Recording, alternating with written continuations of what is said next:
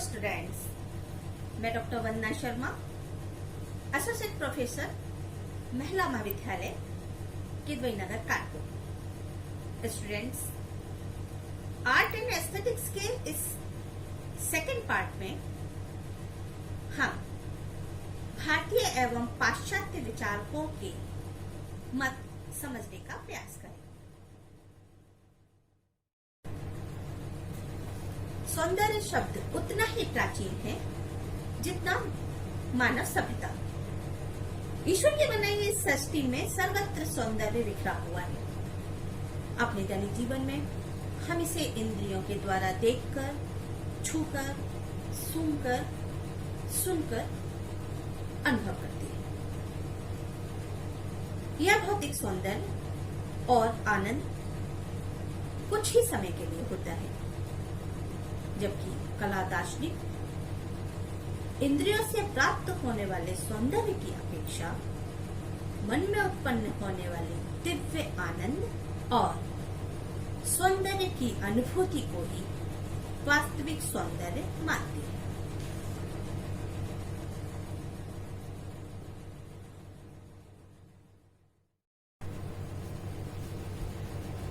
शास्त्रीय दृष्टि से सौंदर्य क्या है, इस मत को लेकर भारतीय और पाश्चात्य दोनों ही धाराओं में अनेक मनीषियों ने अपने अपने विचार प्रस्तुत किए।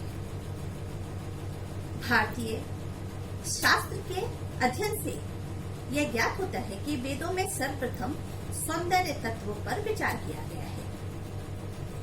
ऋग्वेद संसार का सबसे प्राचीन ग्रंथ है। इसमें सौंदर्य के लिए श्री, चारु, शुभ, प्रिय आदि अनेक शब्दों का इस्तेमाल किया गया है। संस्कृत में सौंदर्य के अनेक पर्यायवाची शब्द हैं,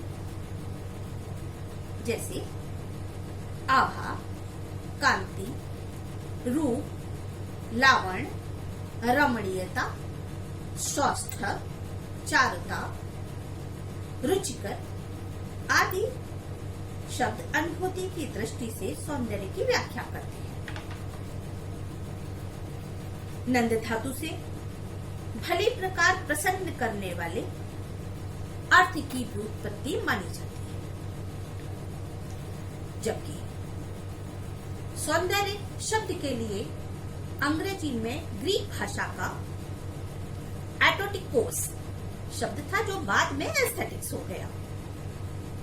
भारतीय कला सौंदर्य की विवेचना सत्यम, शिवम, सुंदरम पर आधारित है, अर्थात सुंदरता वह जो ईश्वर के मंगलमय स्वरूप में निहित है।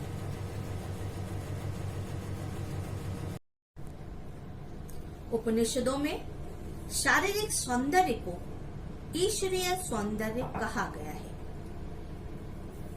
भक्त कवियों ने नारी में दिव्यता के दर्शन किए। भारतीय संस्कृति एवं साहित्य के अनुसार नारी देवी मां पार्वती का ही रूप है। जगत की समस्त कलाएं उन्हीं का प्रतिरूप है। प्रत्येक युग में काव्य और कला का केंद्र नारी ही रही है, किंतु मध्यकाल में नारी का विशेष वर्णन किया गया है। कवियों और कलाकारों ने जितना भी काव्य की रचना की अथवा चित्रों की रचना की, सबसे सुंदर रूप इसी युग में देखने को मिलता है, नारी रूप। इस संदर्भ में दास गुप्ता लिखते हैं कि वास्तविक सौंदर्य आत्मा में होता है, बाहर केवल उसका प्रतिबिंब ही अभिव्यक्त होता है। सौंदर्य की अनुभूति को शब्दों में व्यक्त नहीं किया जा सकता। भारतीयों ने सदैव ही आध्यात्मिकता को महत्व दिया है। देवी देवताओं के चित्र बनाने को भी आंतरिक विचारधारा से प्रेरित होकर के चित्रित किया गया है। ग्रीक देवी देवताओं के मूर्तिकरण में भौतिक सौंदर्य मुख्य रहा है, किंतु भारतीय देवी देवताओं के चित्रण में सदैव ही आंतरिक भावनाओं का महत्व रहा है। यहाँ पर शारीरिक अनुपात को परे रखकर आंतरिक भावों के अनुरूप उनकी चित्र रचना की जाती है। उदाहरण के लिए ग्रामीण स्थलों पर पेड़ों के नीचे देवी अथवा देवताओं का अत्यंत ही सरल रूप देखने को मिलता है। देवी के स्थान पर हाथ के थापे, शिव जी की जगह पर त्रिशूल, देवी के चरणों की अंकित किए जाने वाले वह चिन्ह भी सदैव सुंदरता की श्रेणी में आती है, चाहे उसमें रूप हो अथवा न हो, किंतु धर्म से रिलेटेड होने के कारण वह सदैव ही सुंदर माने जाते हैं।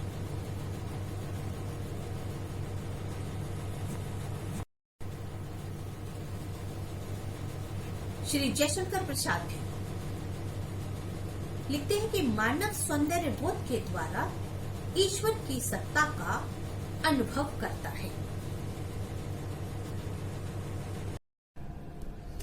अब हम पाश्चात्य सौंदर्य के बारे में चर्चा करेंगे। पाश्चात्य जगत में सर्वप्रथम सौंदर्य पर चिंतन प्राचीन यूनान के उद्भट विद्वानों द्वारा आरंभ हुआ। प्राचीन यूनानियों ने सौंदर्य को भौतिक यथार्थता माना। इनमें सौंदर्य के प्रति प्रबल अनुराग था और जीवन के प्रत्येक क्षेत्र में सौंदर्य की वंदना करते थे। सुकरात सौंदर्य को उपयोगिता में देखते हैं। वे कहते हैं कि वस्तु जितनी अधिक उपयोगी होगी उतनी ही अधिक सुंदर होगी। प्लेटो ने मूलतः अविनाशी परमात्मा को ही परम सौंदर्य माना। प्लेटो ने अनुपात, सामंजस्य एवं उपयोगिता को सौंदर्य का चारित्रिक लक्षण बताया। अरस्तु सौंदर्य शास्त्र की नींव डालने का वास्तविक श्रेय अरस्तु को जाता है। अरस्तु के गुरु प्लेटो ने सत्यम शिवम सुंदरम को एक सूत्र में जुड़े हुए देखा था। तो अरस्तु के अनुसार शिव कर्म में निहित होता है तो सुंदर रूप में। आप लिखते हैं कि कला में सौंदर्य होना स्वाभाविक है, किंतु सौंदर्य उसका लक्ष्य नहीं होता। तत्वतः कला यथार्थ की अनुकृति है, अर्थात जो सामने दिख रहा है उसको एज इट इज चित्रित किया जाए।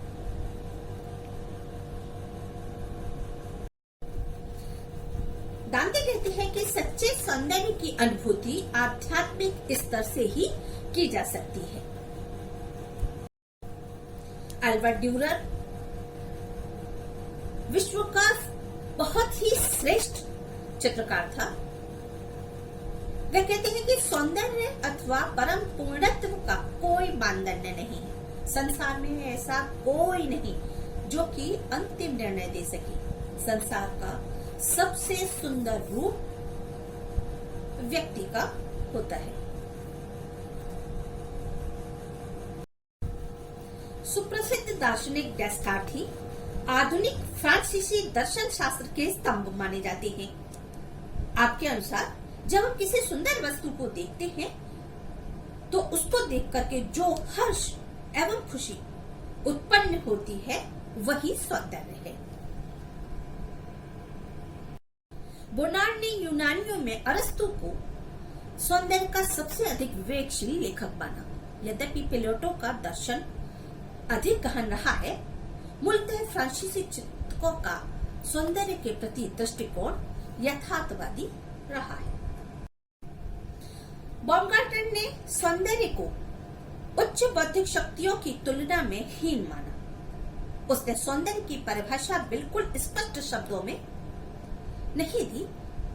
आपके अनुसार जब हम किसी सुंदर वस्तु को देखकर उसके लालित्य से भाव विभोर होकर देखते हैं तो उससे जो आनंद प्राप्त होता है वही सौंदर्य है।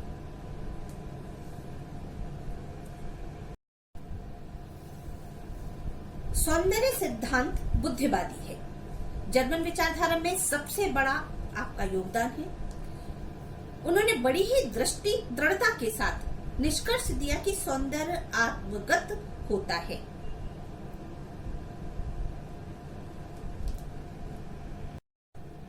सौंदर्य अनंत सत्ता का प्रत्यक्षीकरण है। सौंदर्य की प्रथम अनुभूति विवेक से ही होती है और इसी की अनुभूति कला है। यह अनुभूति व्यक्ति की बौद्धिक शक्तियों पर निर्भर करती है।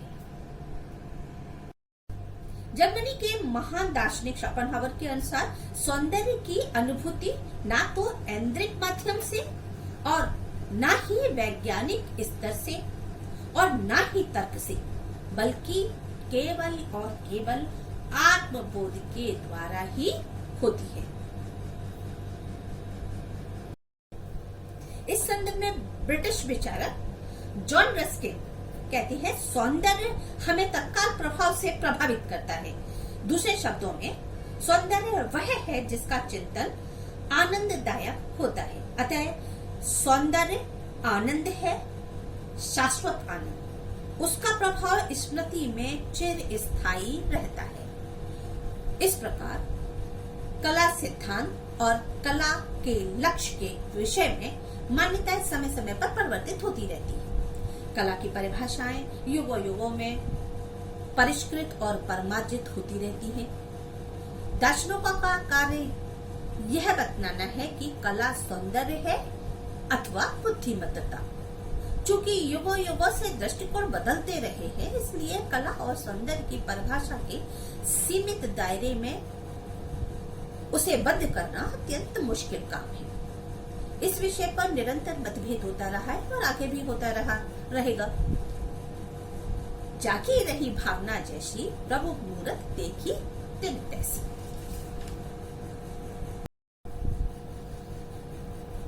अब हम पूर्वी एवं पश्चिमी सौंदर्य दृष्टि का तुलनात्मक विवेचन देखते हैं। भारतीय दृष्टिकोण नश्वर की अपेक्षा ईश्वर से संबंधित रही है, सीमित की अपेक्षा असीमित थी, जबकि पाश्चात्य वैज्ञानिक सौंदर्य तत्वों पर आधारित है। भारतीय दृष्टिकोण आध्यात्मिक रहा है, जबकि ग्रीक दृष्टिकोण पूर्णतः नैतिक है। भारतीय दृष्टिकोण भारतीय सौंदर्य भावना पर आधारित है, जबकि पाश्चात्य सौंदर्य तर्क पर आधारित है। इसके अतिरिक्त भारतीय सौंदर्य में अंतःकरण में व्याप्त आत्म प्रकाश को महत्व दिया गया है, जबकि पाश्चात्य सौंदर्य में शारीरिक सौंदर्य की वंदना की गई है। भारतीय सौंदर्य में सदैव भाव पक्ष प्रबल रहा है, जबकि पाश्चात्य सौंदर्य में कला पक्ष प्रधान रहता है।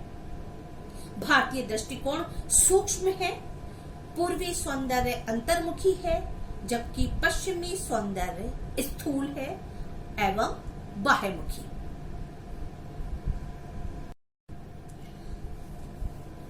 अतः निष्कर्ष रूप में हम कह सकते हैं कि विश्व में सौंदर्य पर मूलतः 3 दृष्टिकोणों से चिंतन मनन किया गया है।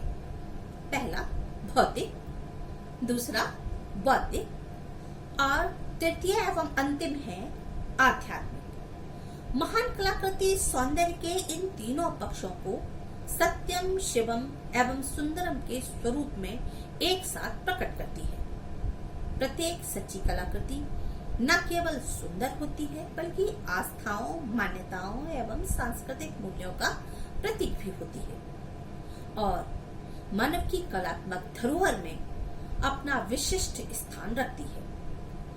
प्राचीन मिस्र की पारलौकिक कला मानव आत्मा के अमृतत्व का प्रतीक है, तो प्राचीन यूनान की कला मानव के शारीरिक सौंदर्य के पूर्णत्व का प्रत्यक्षीकरण। चीनी चित्रकला मानव की तुच्छता एवं ब्रह्मांड की विशालता का प्रतीक है, तो भारतीय कला आत्मवत सर्वभूतेषु के दर्शन से प्रेरित है। पर्शियन कला सौंदर्य अलंकारिक एवं सजावटी है, जबकि आधुनिक यूरोपीय कला व्यक्तिगत भावों का मूर्त एवं अमूर्त रूप प्रस्तुत करती है। सच्चा सौंदर्य सृजन सभी युगों में सभी मनुष्यों को संतुष्टि प्रदान करता रहा है। ग्रीक मूर्तियों का सौंदर्य हो अथवा चीनी चित्र, प्रकृति चित्र, आज भी सौंदर्य वही आकर्षण रखता है जो कि सदियों पूर्व था। बुद्ध की अथवा ईशा की मूर्तियां, शिव एवं शक्ति की, एंजल अथवा पीटा, मैडोना और चाइल्ड जैसी पेंटिंग्स अथवा मूर्तियां जहां उनका सृजन हुआ, आज भी संसार भर के लोगों को अपनी ओर आकर्षित करती है। सच्ची कलाकृतियां सार्वभौम होती हैं और उनका सौंदर्य शाश्वत।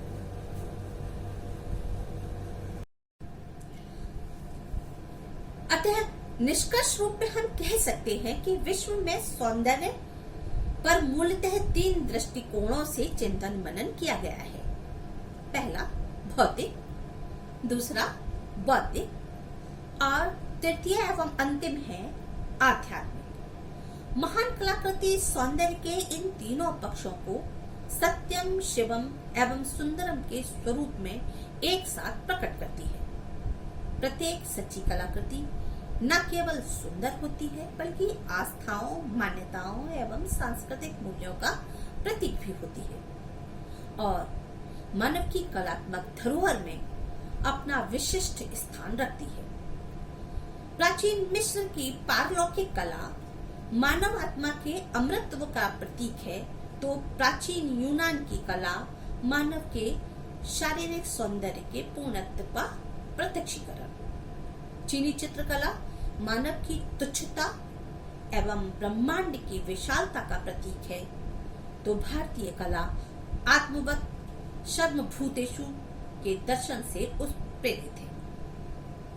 पर्शियन कला सौंदर्य अलंकारिक एवं सजावटी है, जबकि आधुनिक यूरोपीय कला व्यक्तिगत भावों का मूर्त एवं अमूर्त रूप प्रस्तुत करती है।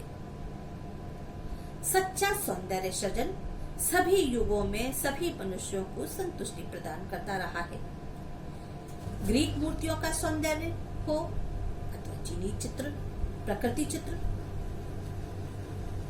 आज भी सौंदर्य वही आकर्षण रखता है जो कि सदियों पूर्व था। बुद्ध की अथवा ईशा की मूर्तियां, शिव एवं शक्ति की, एंजल अथवा पीटा, मैडोना और चाइल्ड जैसी पेंटिंग्स अथवा मूर्तियां जहां उनका सृजन हुआ, आज भी संसार भर के लोगों को अपनी ओर आकर्षित करती है। सच्ची कलाकृतियां सार्वभौम होती हैं और उनका सौंदर्य शाश्वत।